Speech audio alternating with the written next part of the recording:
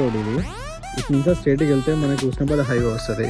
ఇటు సైడ్ నుండి మనం స్ట్రేట్కి వెళ్తే మనకి జనగాం వస్తుంది. ఇక్కడ నుండి మనకు ఒక 8 కిలోమీటర్ ఉంటుంది జనం వరకు.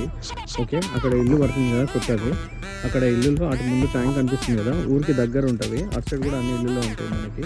అక్కడ ట్యాంక్ ఊరికి నియర్ బై ఉంటుంది మనకి ల్యాండ్ కూడా. ఓకే, ఇది లెఫ్ట్ సైడ్ ఇదంతా మనకి అగ్రికల్చర్. మళ్ళీ అక్కడ చెట్టు ఉంది కదా, ఆ చెట్టు దగ్గరికి పోతే మనకి మళ్ళీ బీటీ రోడ్ వస్తుంది మనకి విలేజ్ టు విలేజ్ టచ్. ఇగో ఇది మనకి ల్యాండ్.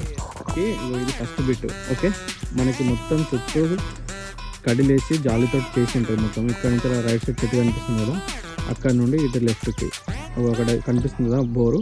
అక్కడ బోర్ కూడా పడింది ఆల్రెడీ, కాకపోతే ఇంకా బోర్ కింద దించుకోలేదు. ఓకే, అక్కడ కేసింగ్ కనిపిస్తుంది కదా, అది మనకి ఇది 21 గుంట. ఇది మనకి మొత్తం బీటీ రోడ్కి ఉంటుంది మనకి సైడ్. ఓకే, ఆ రైట్ సైడ్ అంతా పొలాలు మనకి. ఆ పొలాలలో కూడా అక్కడ బోర్ పడింది కదా, అక్కడ బోర్ అనిపిస్తుంది కదా, అది కూడా ఫుల్ బోర్ పడింది ఆనకి కూడా.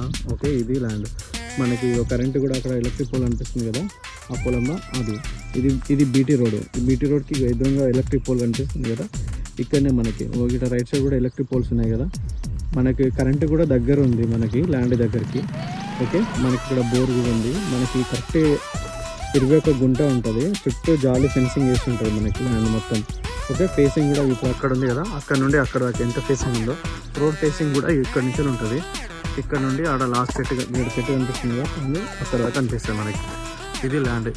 ఓకే, క్లియర్ టైటిల్, పాస్బుక్ ఉంది, రైతు బంధు పడుతుంది, అన్ని క్లియర్ ఉంది టైటిల్. ఇది